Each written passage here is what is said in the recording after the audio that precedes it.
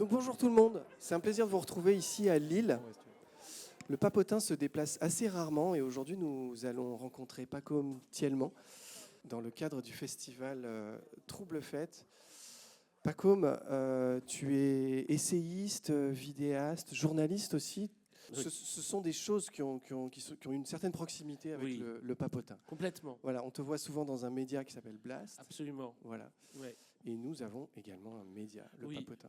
Un petit mot sur le contexte. Trouble Fête, donc c'est un festival, c'est la première édition à Lille, mais en réalité pour nous c'est une continuité puisque avant il y avait les rencontres autour des pratiques brutes de la musique à Paris, portées à la fois par le Label Brut et Sonic Protest, le festival Sonic Protest, festival qui s'est arrêté l'année dernière, qui a beaucoup compté à Paris. Ce qu'on a fait donc, avec les rencontres autour des pratiques brutes de la musique depuis à peu près 7-8 ans, avec Franck, Mathieu, Olivier de Label Brut, a beaucoup compté. Par exemple, le dernier dont on a parlé ensemble avec Paco à l'instant, qu'on a rencontré dans ce contexte-là, c'était Jackie Berroyer. Mais on avait aussi rencontré Miss Ming, Candy Ming, qui s'était retrouvée en une du journal en 2019. Donc c'était il y a 6 ans. C'était il y a 6 ans. C'était il y a 6 ans, en 2019. Le Papotin est un vieux journal qui existe depuis 35 ans. Le premier journal Depuis 1990. Ouais. Depuis 90. Voilà, le premier journal est paru en mai 90 avec Howard Buten en couverture, en une, et Howard Buten nous a quittés cette année. Voilà, donc, aujourd'hui, c'est un jour spécial parce que... Alors, il se trouve que le festival Trouble Fête a travaillé toute la semaine sur le fanzine. Ils avaient un de leurs sillons qui était la question du fanzine. Ils en ont fabriqué plusieurs. Ils nous ont invités aussi à ce titre-là. Et aujourd'hui, l'association Affabule, puisqu'il y a beaucoup d'associations qui gravitent autour du Papotin, l'association Affabule sort ce fanzine Fantaisie urbaine. Et je crois, Alain, que tu voulais nous en dire un mot. Les Affabules sont une association des artistes de handicap et ils sont du côté de la publication du fanzine pour des histoires amateurs avec le rêve de la passion des justiciers masqués, soit des super justiciers sauveurs de l'humanité, héroïque fantasy et fantaisie urbaine. Il s'agit d'une association de fanzine avec nos parodies de fiction, avec des pastiches de héros, des conceptions de jeux sur cartes, des cartes postales, des livres de jeux. Dans cette association, on apprend à savoir publier des choses passionnantes, des choses qu'on doit rêver et réaliser sa fiction amateur et de vouloir les imprimer pour le bonheur et la passion et le rêve de devenir réaliste pour être le rat de bibliothèque sur le comics amateur. Voici la première. Il y a un stand, je vous le recommande chaleureusement. Gaspard. Bonjour, Paco Thielman. Est-ce que des fois tu es stressé d'être hyper barbu? Oui, ça m'arrive d'être stressé, d'être hyper barbu.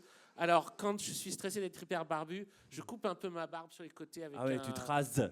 Pas vraiment. Non, je me rase jamais. Je coupe le bout de barbe comme ça, tu sais, pour qu'elle soit un peu moins grosse. Parce qu'elle a tendance à pousser par là, tu sais. Et alors là, c'est vraiment moche quand tu as des grosses boules comme ça. Là. Donc là, ça me stresse grave. Donc je fais... Comme le Père Noël. Comme le Père Noël. Ouais.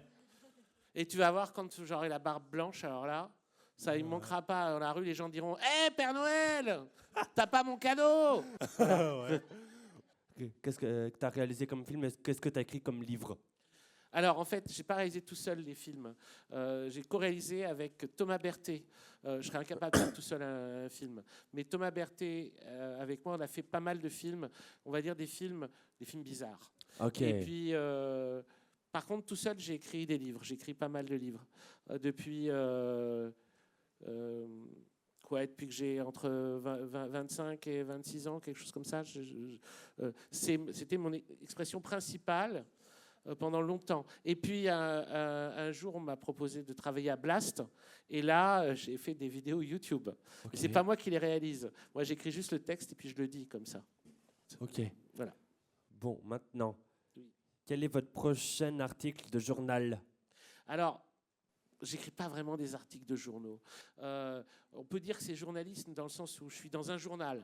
Okay. Mais ce que j'écris dedans, c'est plutôt des sortes de récits qui réfléchissent sur des séquences de l'histoire.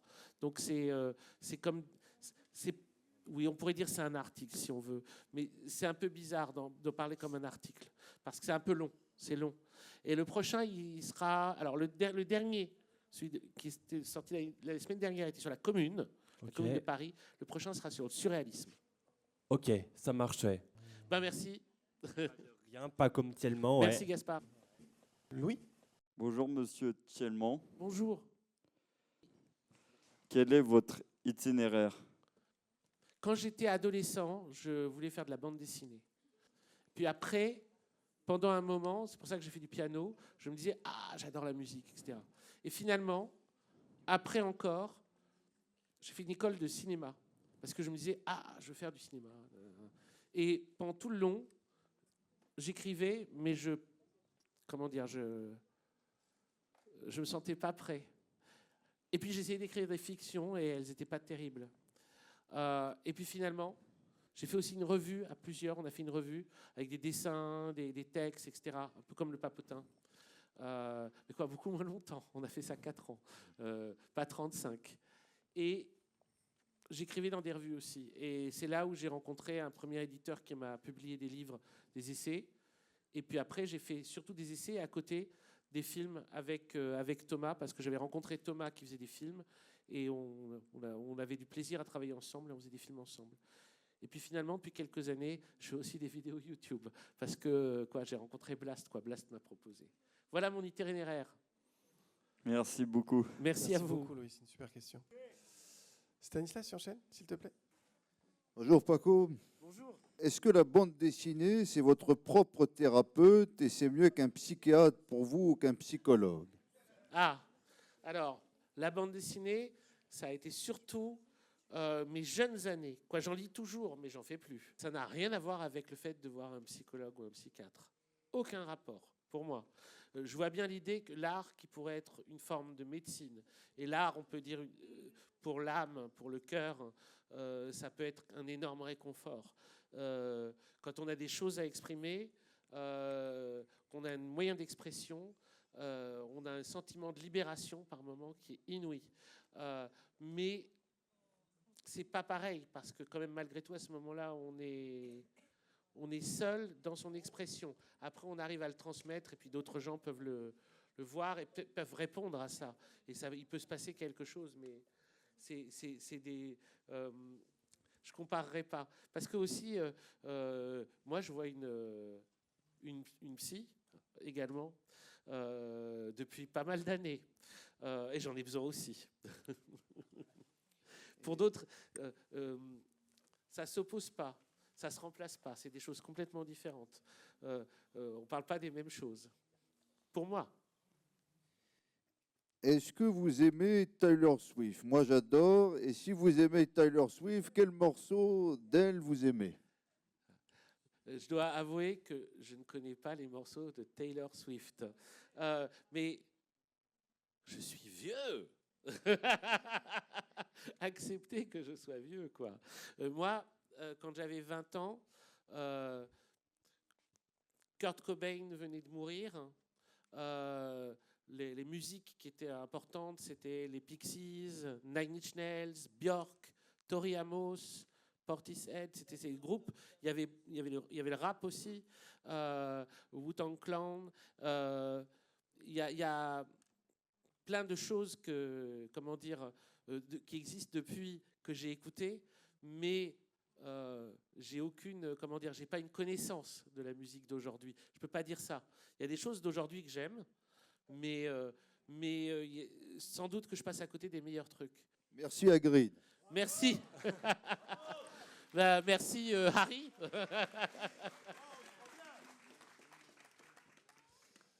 Bonjour.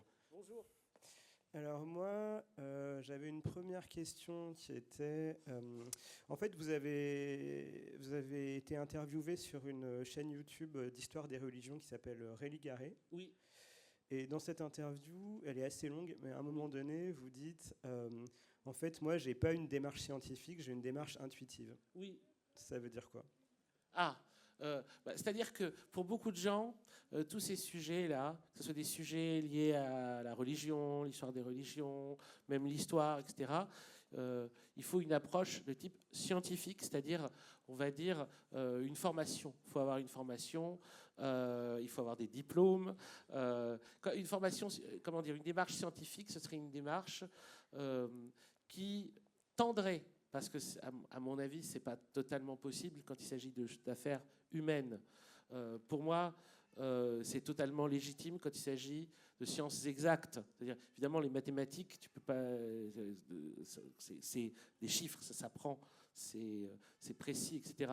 Tandis que quand on parle de choses humaines, on peut tendre vers une plus grande objectivité, être le plus précis possible sur un mode scientifique. Moi, c'est pas ma démarche, c'est pas ça qui m'intéresse, parce que pour moi, ça m'intéresse. Pour moi, ça m'intéresse pour ma vie, ça m'intéresse pour essayer de comprendre le monde. Et en fait, j'en fais pas une profession, c'est-à-dire que je ne vais pas l'enseigner, je ne vais pas être prof. Donc, ça ne me semble pas plus légitime que ça de devoir avoir une approche scientifique. J'ai une approche intuitive dans le sens où c'est soudain, il y a quelque chose qui m'intéresse, je vais aller le creuser. Je vais aller le creuser de façon sérieuse, rigoureuse, mais avec mes propres outils, mes propres instruments, avec ma propre manière d'approcher. Approche subjective. Ok, j'ai une deuxième question. Oui. Qui est, il y a une de vos influences intellectuelles qui est Henri Guillemin. Ah oui. Et du coup, Guillemin. qu'est-ce qui vous inspire? Enfin, en gros, c'était un vulgarisateur historique à l'époque où il était assez médiatisé pour l'époque. Oui. Et qu'est-ce qui vous inspire dans sa démarche? Alors, quand j'étais beaucoup plus jeune, j'ai 50 ans. Donc quand j'avais, je sais pas quoi, 10 ans, 12 ans, 15 ans, machin, passé à la télé, Alain Decaux. C'est très proche de Henri Guillemin, hein, mais il a un style plus lent. Il racontait comme ça. Et ensuite, voilà ce qui s'est passé. C'est très mal. Tandis que Guillemin, c'est à toute vitesse. Guillemin, c'est salut. Alors, bon, blablabla. Et c'est des rythmes complètement différents et c'est aussi des approches relativement différentes. Mais j'adore les deux. Et en fait, ce que j'aime, c'est ce qui m'a plu, c'est cette façon de raconter des moments d'histoire et puis leur implication personnelle. C'est-à-dire qu'on voit que ça les affecte énormément. C'est des personnes qui sont dedans à 100%. Quand ils racontent, mettons, la mort de Robespierre, ils vivent la mort de Robespierre. Quand ils racontent la mort de Marat, ils vivent la mort de Marat. Et vous aimez bien faire parler les morts? J'aime bien faire parler les morts, oui. Oui, il ne faut pas faire ça. Hein, c'est dangereux. Et du coup, vous ne parlez pas un peu à leur place parfois? Est-ce que je parle à leur place? J'essaye de ne pas faire ça, justement. Mais c'est une bonne... oui, il faut faire attention à ça, complètement. Mais est-ce qu'on peut complètement? C'est pas simple. Parce qu'à partir du moment où on parle du passé, à partir du moment où on s'implique dans le passé, forcément, on le regarde avec un prisme déformant. Forcément, on le regarde avec notre regard d'aujourd'hui. Et comme en plus, ce qui m'intéresse, c'est ce que ça dit aujourd'hui. Il y avait un poète génial qui s'appelait Christian Gabriel Guézricor qui disait « Moi, ça ne m'intéresse pas de savoir ce que Rimbaud a voulu dire à son époque. Ce qui m'intéresse, c'est qu'est-ce qu'il veut me dire maintenant. » Et moi, je comprends complètement ce que dit Christian Gabriel Guézricor, c'est-à-dire que pour moi, même l'histoire, le passé, comme les romans, comme la poésie, comme des films, comme la musique, ça a aussi une actualité. Ça n'a pas qu'une valeur d'archive, ça n'a pas qu'une valeur de témoignage ou de mémoire, ça a aussi une actualité. C'est aussi quelque chose qu'on peut faire vivre aujourd'hui. Alors il y a un autre truc dont je ne suis pas sûr là, mais j'avais pensé ça hier soir en me couchant. Je me suis dit je voulais faire une parodie de Paco Thielman. C'est vrai? Une parodie, vas-y. Mais alors je suis pas sûr hein, parce que j'y ai pensé hier soir et du coup c'est vraiment en mode un peu à l'arrache quoi. Let's go. On va tenter. Hein. Oui. Bonjour. Aujourd'hui, dans ma nouvelle émission intitulée « Si j'ai raison, c'est seulement parce que les autres ont tort ». Alors, maintenant, nous allons parler de la question des morts. Les morts, ils reviennent. Ils sont toujours là. Peut-être derrière vous. Et d'ailleurs, si vous regardez derrière vous, vous n'êtes pas complètement sûr, n'est-ce pas?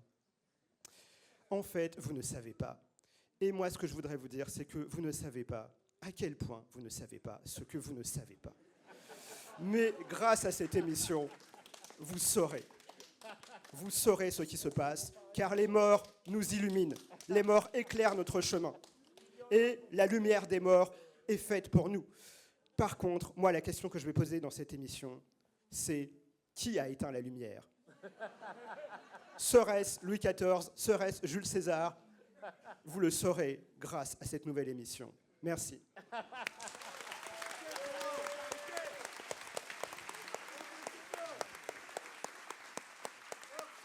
Tu veux commenter? Oh, j'ai déjà. Oh, c'est trop parfait, j'ai rien à dire. mais peut-être que je te pique l'idée. Maintenant, c'est à Claire. Alors, cher Paco, je vous prénomme ça. Qu'écrivez-vous d'autre en ce moment, en tant qu'écrivain? En fait, en ce moment, enfin depuis 2 ans, depuis que je dois faire, enfin que j'ai décidé de faire, je ne dois pas, c'est un choix, la série L'Empire n'a jamais pris fin sur Blast, j'ai presque pas le temps d'écrire autre chose. Ça me prend vraiment, c'est une vidéo tous les mois et demi, c'est un texte qui va avec. Ce texte, il est plus long en général que la vidéo, et ces textes qui s'ajoutent les uns aux autres finissent par former un livre au bout d'un an. Donc on en a fait 2, il y en aura un 3e, mais c'est tellement, j'ai besoin de tous mes jours pour pouvoir l'écrire. Je ne peux pas prendre un jour vraiment off. Mais sinon, avant, j'écrivais d'autres livres, des choses qui n'ont rien à voir. Et sans doute que quand je ferai un programme qui prend moins de temps à faire pour Blast que l'Empire n'a jamais pris fin, je réécrirai d'autres choses à côté. Je comprends ce que vous voulez dire. Vous avez tout le temps. Moi aussi, ça m'arrive de finir mon roman La magie de la nature et j'espère de l'éditer avec le papotin pour ne pas trouver de mauvais éditeurs. Ah oui, c'est une bon éditeur. Excellente idée. Ah oui, moi je veux lire votre roman. Quand ce sera édité. Oui. La 3e question Oui, qui la est poésie adressée à vous, Paco. Oui. Quelles autres poésies vous aimez? Mon poète préféré, mon poète de cœur, c'est Gérard de Nerval. C'est vraiment mon poète préféré. Mais j'aime d'autres poètes. J'aime énormément Rimbaud, énormément Baudelaire, énormément Artaud, Roger Gilbert-Lecomte. C'est des poètes français, c'est vrai. Mais c'est plus facile de vraiment aimer un poète dans sa langue. Autant pour les romanciers ou autant pour les essayistes, ça peut être n'importe quelle langue. Mais c'est plus difficile pour moi de vraiment aimer un poète en traduction. Et souvent, d'ailleurs, c'est les poètes qui traduisent les poètes. Parce que Edgar Poe, c'est magnifique, et c'est traduit par Baudelaire ou par Mallarmé, donc ça compte poète pour poète. Eh bien, c'est intéressant ce que vous me dites. Ouais, de même. Et merci à vous encore. Merci à vous encore. Merci Claire, merci beaucoup. On va donner la parole à Louison. Donc. Oui, je passe beaucoup de temps à lire. Parce que pour le travail que je fais, il y a beaucoup de lecture à faire. Mais ça tombe bien, j'aime bien ça. Toi, tu aimes lire? Oui.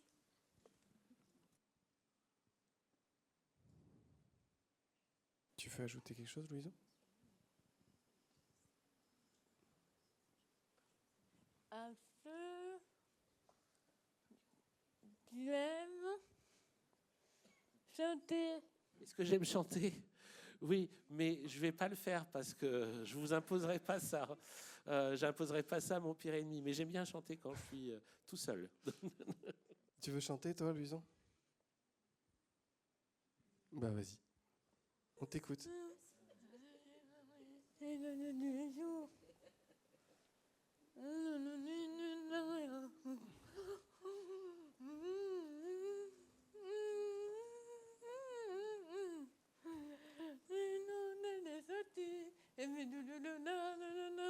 C'est un peu comme un blind test et Gaspard a trouvé. Bravo Louison, c'est Big Flo et Oli, dommage. Merci Louison. Ethan. Moi, je me suis pas court. Waouh, c'est magnifique. Ah, merci. Ethan. Oui, c'est Ethan. Merci beaucoup. Regardez.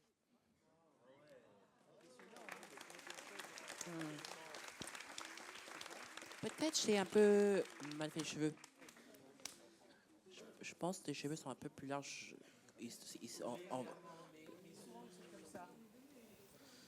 Ok. De rien. Mais honnêtement, on dirait ton visage et ton barbe me donnent l'impression que tu es Jack Black, mais à la fois Père Noël. Oui, mais sauf que Jack Black est est née en Argentine. Sa mère travaillait au programme de espace dans son pays d'origine depuis avant, pendant la guerre froide, je crois. Et oui, lui aussi, des fois, on me dit que je ressemble. On me dit que je ressemble à Hagrid, ou on me dit que je ressemble à Jack Black et au Père Noël. Et quoi, tout ça, ça me va. Une question. Oui. Est-ce que tu as vécu en Égypte Non. Ok. Non, ma mère est égyptienne. Je suis allé. Quelle ethnicité? Tu veux dire Arabe ou coptique? Copte. Oh, Oui. les chrétiens occidentaux du Sud. Chrétiens orientaux, oui. Oui. Mais d'Égypte. Copte. Mais on y allait pas mal de fois quand j'étais enfant en vacances. Parce que mon grand-père y était beaucoup. Mon grand-père était entre Paris et le Caire quand j'étais enfant. Puis, quand mon grand-père est mort, après, on a cessé d'aller en Égypte. Ok. Et j'y suis pas retourné depuis donc 35 ans, 36 ans, quelque chose comme ça. Ça, c'est beaucoup. Annie. Ça fait beaucoup, hein. Ouais. Puis en plus, je voyage pas beaucoup. C'était quoi ton plus grand accomplissement que tu as fait pendant ta vie? Je suis vraiment incapable de répondre à cette question. J'essaye, dans la mesure du possible, de ne pas hiérarchiser les choses qui me concernent comme les choses qui concernent les autres, enfin au minimum. On le fait forcément parce qu'on a des préférences. Mais l'idée d'accomplissement, ça voudrait dire l'idée d'être allé au bout de quelque chose, beaucoup plus qu'autre chose. Et je peux avoir des préférences dans des choses que j'ai fait avec les autres. Par exemple, je suis vraiment très très heureux de faire L'Empire n'a jamais pris fin avec Blast. Ça, je suis vraiment hyper heureux. Comme j'ai été très heureux de faire des films avec Thomas. J'ai des préférences. Ces préférences, elles sont... C'est tout. Tu as fait Voilà. combien de films pendant ta carrière de directeur ou acteur? Alors, j'étais pas vraiment directeur. On était vidéaste à deux avec Thomas. Et on a fait ensemble une collection de 52 petits films et une trilogie de 3 films de taille moyenne, disons 1h, 1h10. Okay. Voilà, donc on a fait 52 plus 3. C'est ça qu'on a fait avec Thomas. Ok, merci. De rien, merci à toi. Tu t'appelles pas comme tout le monde? Je m'appelle pas comme Thielman, mais un peu comme tout le monde. Tu as illustré un livre qui s'appelle Pas comme tout le monde, c'est ça? Ah Ouais. oui. Un livre d'Églantine un chat? Émeillé. Hein? Est-ce que tu as un chat? Les deux. Il s'appelle comment tes chats? Lipo et Toufou. Ce sont des filles? C'est des filles, oui. Tu aimes le café ou le thé? J'aime le café, mais je bois du thé aussi de temps en temps, pour le plaisir. Mais le café, j'en ai besoin. Ah, tu veux faire un blind test? When I was small, babe, and see air, Claire with the pencil.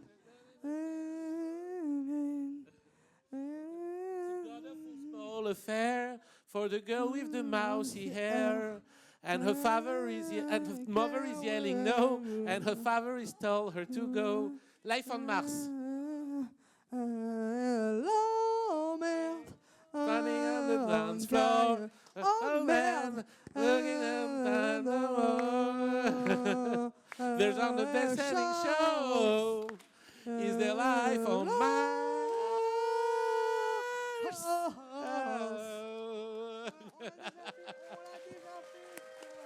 Bravo Lulu. Lulu. Je crois que tu voulais faire passer un dessin à Non, Paco. c'est louride. C'est la la la la la. Super. Merci Lucille, c'était super. Merci Lucille. Très bien. Rudy, s'il te plaît. Quelle est ta plus grande peine? Ah, ma plus grande peine. Oh. Moi, tu sais, j'en ai plusieurs. J'ai perdu mon père. Je pense que c'est ma plus grande peine. J'ai perdu une très, très grande amie. Puis j'ai perdu aussi un chat que j'aimais beaucoup. Je pense que c'est mes plus grandes peines. Après, il y a des peines qui sont différentes que les deuils. Mais les deuils, c'est les plus grandes peines. Je crois qu'il n'y a rien... Parce que tout le reste, on peut trouver une solution. Mais on ne peut pas remplacer quelqu'un qui est parti. J'ai qu'un problème à travers le temps. Oui. Quel pour toi, tu imagines tu auras le pouvoir de voyager à travers le temps. Oui. Qu'est-ce que tu diras à des choses, des gens que tu aimes? Ou les gens, imagine quelqu'un que tu veux voir ou pas. Que je veux revoir, voyager dans le temps pour retrouver quelqu'un que j'ai connu. Je ne sais même pas si j'aurais les mots, je serais juste, je prendrais dans mes bras. Mais quoi, si, il y a sans doute des choses que j'aimerais leur dire, mais ça dépend, oui. Oui. J'aimerais les entendre surtout. Oui. Tu sais, je suis écrivain. Est-ce que tu penses que la chanson, quand je passe à Jacques Pello, Ferrer, oui. Tout ce qu'on a, c'était poète? Oui, bien sûr. En fait, à partir du moment où ils utilisent le langage, on peut dire qu'ils ont un travail poétique. Maintenant, poète, c'est quelque chose de spécifique qui s'est développé en dehors de la musique elle-même. C'est pour ça, c'est des gens qui ont écrit des textes qui sont musicaux en dehors de tout accompagnement musical. C'est pour ça qu'on les distingue. Mais sinon, on peut dire, les gens qui font des chansons, c'est des poètes. Oui. Tous les gens qui utilisent les mots, à partir du moment où ils arrivent à faire transmettre des émotions avec les mots, à transmettre quelque chose qui dépasse la simple composition, l'assemblage de mots, mais que soudain, ça crée une... comment dire, ça impose une atmosphère en plus. On a l'impression de voir des paysages s'ouvrir, on a l'impression de voir tonnes de choses qui se passent à travers ça. Avec simplement, on peut dire que c'est des poètes. Merci. Merci. Isabelle, tu y vas? Isabelle, tu es une des illustratrices du journal. On admirait avec Pacôme tout à l'heure tes dessins. Oui. Waouh, merci. Tu as fait un portrait de Pacôme. Merci. Car j'aime beaucoup la copine et Claire et Béja et Louise, Odette, le Julien et demain samedi le Papoutin, héros, le journaliste, René.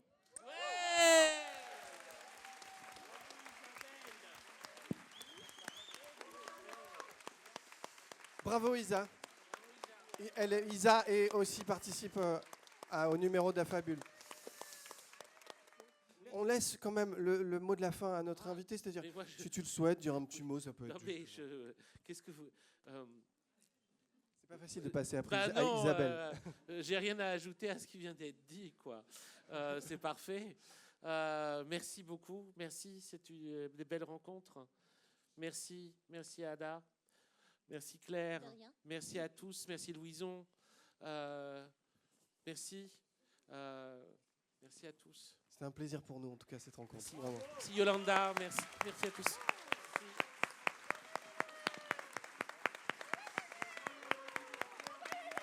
Merci.